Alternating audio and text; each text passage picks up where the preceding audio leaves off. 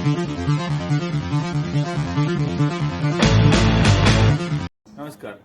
मी अजिंक्य द्वारे international fencing player.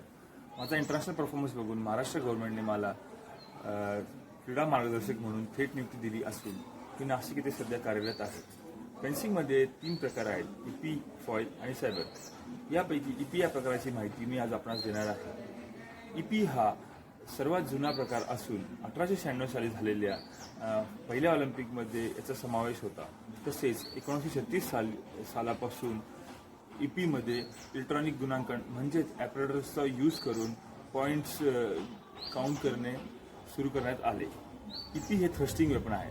Thrusting म्हणजे नेमके काय? तर ईपीचा आपल्या वेपनचा जो पॉईंट आहे ते याने समोरच्याला टोचणे म्हणजे थ्रस्टिंग. ईपीचे टार्गेट हे फुल बॉडी टार्गेट असल्यामुळे पायापासून तर डोक्यापर्यंत आपण आपल्या शॉटच्या पॉईंटने आपण आपल्याला कुठेही टोचून पॉईंट घेऊ शकतो. बाकी फॉईल आणि सायबर याच्या तुलनेत ईपीचे वेपन हे थोडेसे जड असते. त्याचे वजन हे 750 ग्रॅम असून याच्या पॉईंटमध्ये एक स्प्रिंग असते. त्या स्प्रिंगचं प्रेशर हे 750 ग्रॅम इतके असते. ज्यावेळी आपण आपल्याला पॉईंट घेण्यासाठी थ्रस्ट करतो 750 ग्रॅम इतके प्रेशर असले तरच ही पॉईंट दाबला जातो आणि त्याला पॉईंट मिळतो. त्याचप्रमाणे ईपीची जी सॉड आहे याची लेंथ ही जी आहे ही 110 सेंटीमीटर इतकी असते आणि गाडपासून जे पुढचं जे ब्लेड आहे याची जी लेंथ आहे ही 90 सेंटीमीटर इतकी असते. याचे ब्लेड्सचे आपण 3 पार्ट केलेले असतात. एक हे फॉयबल पार्ट असतो, एक मिडल पार्ट असतो आणि एक फोर्टे पार्ट असतो. तो फॉयबल आणि मिडल पार्ट हे त्या फोर्टेच्या मानाने जास्त फ्लेक्झिबल असतात. हे त्याच्यात पॉवर कमी असते.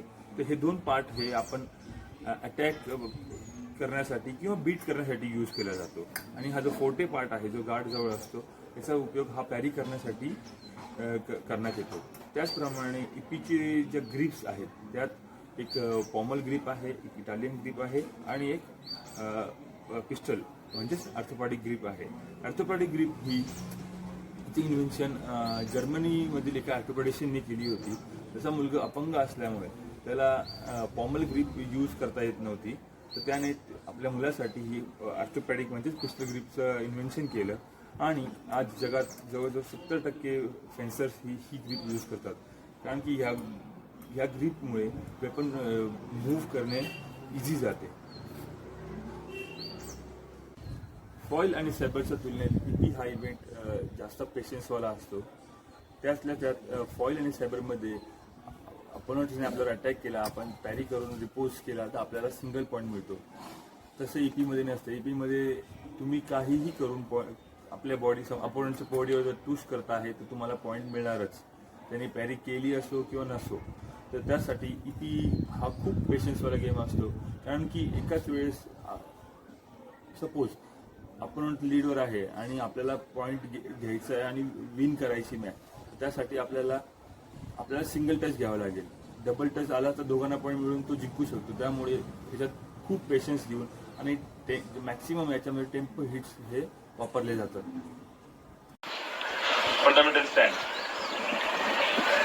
फंडामेंटल स्टँडमध्ये आपल्या दोन्ही पायांचा काटकोन असला पाहिजे. त्याच्याने काय होतं की आपल्याला फ्रंट आणि बॅक मूव्ह करणं सोपं जातं. तर ऑनगार्ड पोझिशनमध्ये साधारणतः आपलं 1 ते 1.5 फुटाचं अंतर आपल्या दोन्ही पायांमध्ये पाहिजे. आणि एक फॉईल आणि सॅबर या दोन्ही इव्हेंटच्या मानाने आपण थोडंसं कमी वाकायचं असतं. कारण की ईपीमध्ये काय असतं की आपलं पूर्ण फुल बॉडी टार्गेट असतं. जर आपण जास्त वाकलो तर आपला पुढचा जो गुडघा आहे तो टार्गेट जास्त पुढे जाऊ शकतो. तर तुम्हाला मी याच्यात फॉरवर्ड आणि बॅकवर्ड ही मुवमेंट दाखवतो. क्लॅप केली की स्टेप फॉरवर्ड जायचा. मुवमेंट दाखवतो तुम्हाला. स्टेप फॉरवर्ड, क्लॅप केली की स्टेप फॉरवर्ड जायचा. या त्यांनी असं केलं की पहिले हात सरळ केला आणि मग स्टेप फॉरवर्ड आले. याचं कारण असं की ईपीमध्ये काय असतं की आपण टार्गेट जवळ जाण्याच्या आधी आपण एक हात सरळ करून अंदाज घ्यायचा की टार्गेट किती लांब आहे. त्या हिशोबाने आपण ही मुवमेंट करायची असते प्रत्येकदा. पहिले आता आपण काउंटिंगनुसार करायचं. 1 बोललो की हात सरळ करायचा, 2ला पाय पुढे घेऊन असं ठेवायचं आणि 3ला मागचा पाय पुढे घ्यायचा. 1 हात सरळ, 2 3 1 2 3. ओके, आता एक ऍक्शन क्लॅप केलं की पूर्ण ऍक्शन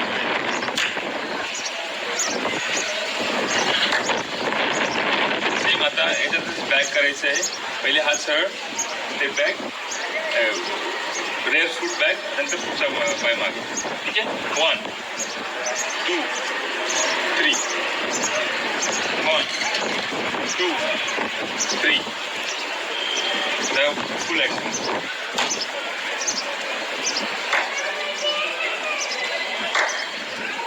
ओके, रिलॅक्स.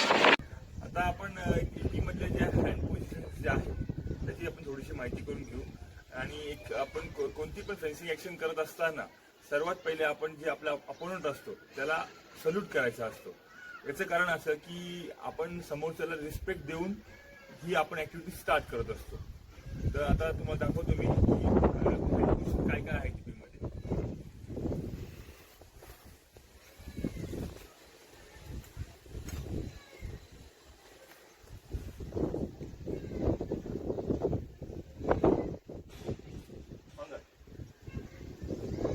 थोडंसं इकडे मागे मागे. हो. तर ही जी पोझिशन आहे आपली ती आहे 6 पोझिशन.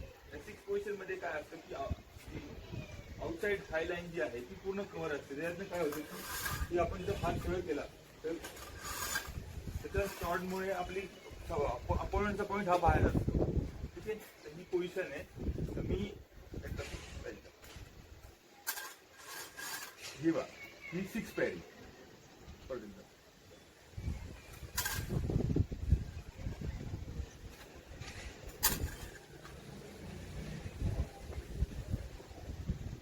आता आपण इनसाइड हायलाईनचं प्रॅक्टिस करायची आहे. त्यासाठी मी त्याच्या हा जो पार्ट आहे बॅक साईडचा जो पार्ट आहे त्याच्यावर मी अटॅक करेन. तर तो जी क्वाड पॅरी असते त्याला 4 पॅरी पण असं पण म्हटलं जातं. तर तो जो अपोनंट आहे त्यांनी 4 पॅरीची प्रॅक्टिस करायची असते. ठीक आहे.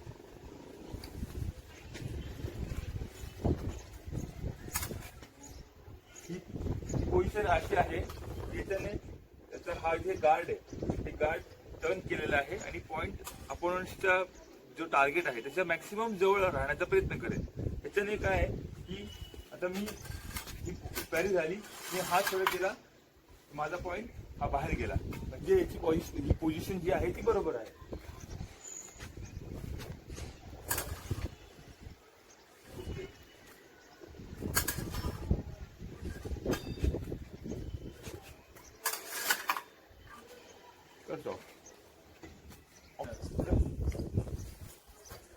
आपले जे हे आपण आता सध्या जी प्रॅक्टिस केली किंवा ज्याचं पॅरिस करून बघितल्या ह्या ज्या होत्या ह्या अप्पर लाईनच्या होत्या. फेन्सिंग मध्ये काय असतं की हे आपली पूर्ण बॉडी जर आपण काउंट केली तर कमरेच्या वरती जो पार्ट असतो हा अप्पर लाईन असतो आणि खालचा जो आहे तो लो लाईन असतो. तर आपण आता जे अप्पर लाईनचा बघितलं पॅरिस, आता आपण लोअर लाईनच्या पॅरिस बघू.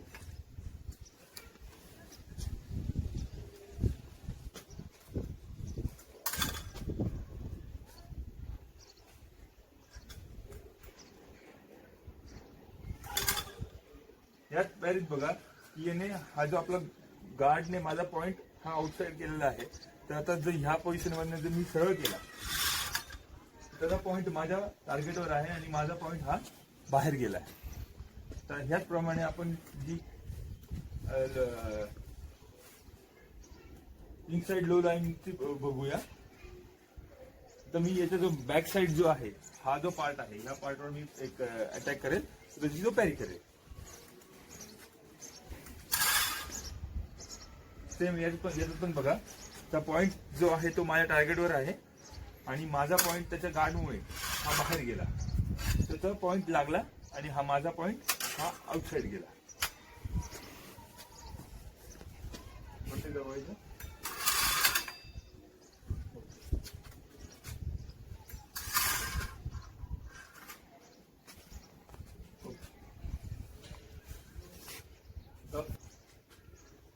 फिलो आपण आता हे सध्या त्या फक्त पॅरिस बघितल्या, म्हणजे याला हँड पोझिशन पण म्हणतात. आता EP मध्ये जो एक मॅक्सिमम एक यूज केला जातो त्याला फिलो म्हणतात. फिलो म्हणजे काय, टेकिंग ऑफ द ब्लेड. तर जसं पॅरीमध्ये काय असतं की पॅरीमध्ये आपण जेव्हा ब्लेड कॅच करतो आणि ब्लेड सोडून समोरचा अटॅक करतो. ईपी हा इव्हेंट मध्ये जर समजून घ्या दोन्ही प्लेयर्सने जर पॉईंट घेतला तर दोघांना पॉईंट मिळतो. बाय चान्स जर आपण मागे असलो, आपले पॉईंट कमी असले आणि समोरचा जर आपण लीडवर असला आणि जर आपण अटॅक करतो आहे तर सायमल्टेनियस झाल्यामुळे आपल्याला मॅच हारू शकतो. त्यासाठी टेकिंग ऑफ द ब्लेड म्हणजे आपण समोरचा ब्लेड कॅच करून आणि मग आपण हिट करायचं, त्याला टेकिंग ऑफ द ब्लेड म्हणतात. आपण ते आता बघूया.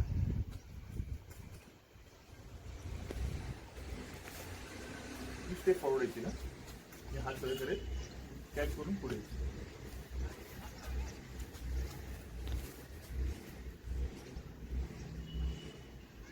Start.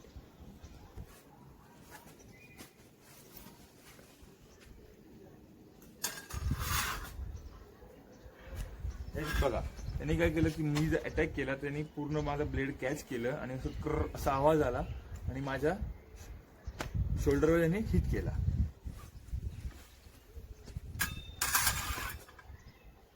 Okay, slow slow catch केला आणि त्याच टायमिंगला हात सरळ करून पुढे आला.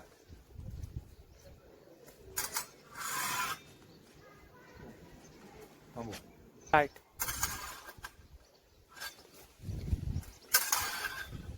यात काय आहे की मी याच्या प्लेयर्स जो आपला जो स्टुडंट आहे त्याच्यावर मी एक अटॅक करायचा प्रयत्न केला चेस्टवर. त्याने त्याच टायमिंगला माझं ब्लेड कॅच केलं आणि कॅच करता करतानाच हात सरळ केला. यात दोन ऍक्शन नाही झाल्या पाहिजे, कॅच करायचा आणि हात सरळ करायचा. ही ऍक्शन चुकीची आहे, त्यात आपला टाइम वाया जातो. त्यामुळे ज्या टायमिंगला आपण कॅच करतो त्या टायमिंगला हात सरळ करून पुढे यायचं, म्हणजे इन्स्टंटली आपल्याला लगेच पॉईंट मिळू शकतो.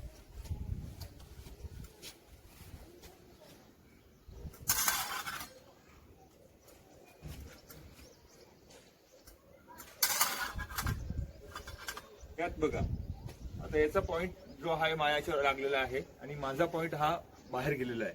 तर त्यामुळे जरी मी प्रयत्न केला हा पॉइंट काढायचा तरी त्याचा ऑलरेडी लागलेला आहे, किंवा समजून लागत नसेल तरी मी एवढं काढून परत मारेपर्यंत त्याचा इथे पॉइंट टच होऊन पॉइंट मिळेल.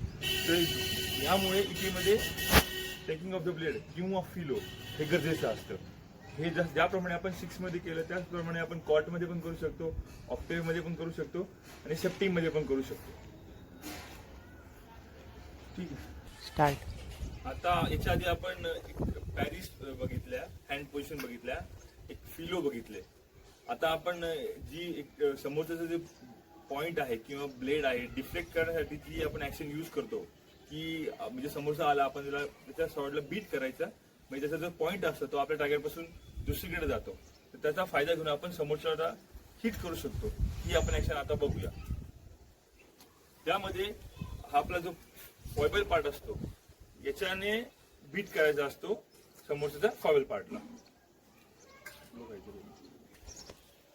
यामध्ये आपण आपला जो मिडल पार्ट असतो या मिडल पार्टने समोरचा जो फॉयबल पार्ट आपल्या इकी मध्ये काय असतं की ब्लेडचे आपण एक अंदाजे 3 प्रकार केलेले असतात. जो पुढचा जो पार्ट असतो हा थोडासा वीक असतो, त्याला फॉयबल पार्ट म्हणतात. त्यानंतर एक मिडल पार्ट असतो आणि आपल्या गार्डच्या इथे असतो तो एक हार्ड पार्ट असतो, त्याच्याने आपण पॅरिस यूज करतो. तर आपला जो मिडल ब्लेड जे आहे त्याच्याने समोरचा जो फॉयबल पार्ट म्हणजे जो पॉइंट असतो त्याला बीट करायचा. फॉयबल पार्ट हा वीक असल्यामुळे तो काय त्याला जर बीट केला तो डिफ्लेक्ट लवकर होऊ शकतो. तर आता आपण बीट बघू.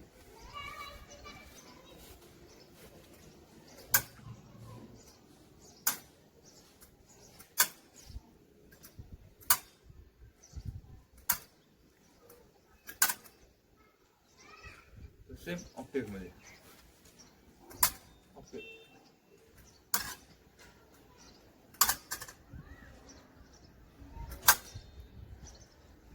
ठीक आहे. आता ही यात काय केलं की अटॅक आपल्याकडे अटॅक आला त्याच टायमिंगला जे आपलं जे ब्लेड आहे ते आपण पकडलेलं आहे ते फक्त एक समोरचा त्याच्या टच केला असं.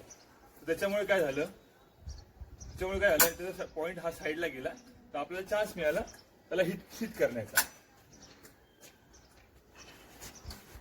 परत एकदा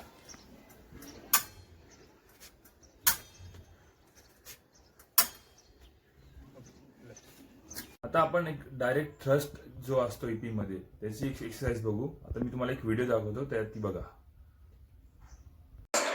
डायरेक्ट थ्रस्ट या स्ट्रेट हिट, कई बुक्स में स्ट्रेट हिट लगा है, कई बुक में डायरेक्ट थ्रस्ट लिखा है और मतलब एक ही है, हाथ सीधा करके हिट करना है. You have to straight the hand and hit on the valid part of the target. और जैसा कि मैंने आपको बताया था कि 3 भाग में डिवाइड किया गया है टारगेट एरिया को. फर्स्ट है wrist and foot, then elbow and thigh, and third is chest, mask and the other parts of the body. और इन तीनों में जब हम हिट करते हैं तो हम उल्टा शुरू करते हैं. सबसे पहले वाइडर पार्ट के ऊपर करते हैं, then comes elbow and then comes wrist. और आइए देखते हैं हम डायरेक्ट हिट कैसे करना है.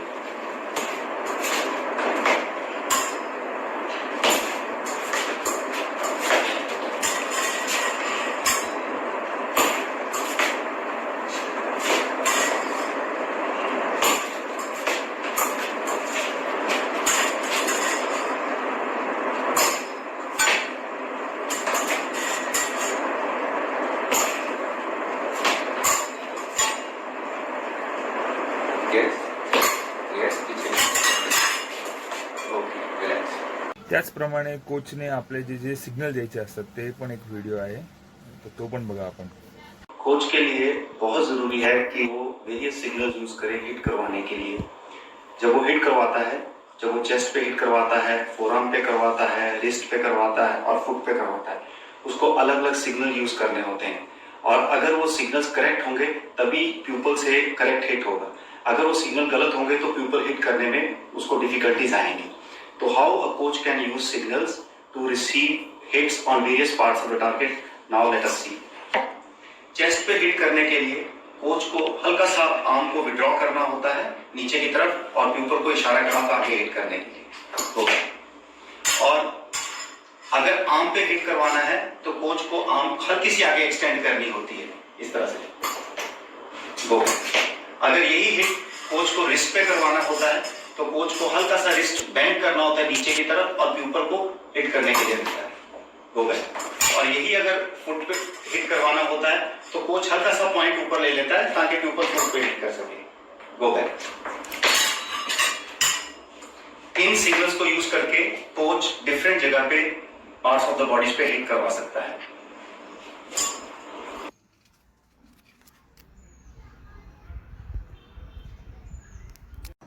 फेन्सिंगची प्रॅक्टिस करत असताना मास्क हे वापरलेच गेले पाहिजे, कारण की मास्क न वापरता जर प्रॅक्टिस केली तर खूप सिरियस इंजरी होऊ शकते. त्यामुळे प्लेयर असो किंवा कोच असो दोघांनी हे वापरलेच पाहिजे, त्याशिवाय प्रॅक्टिस करू नये.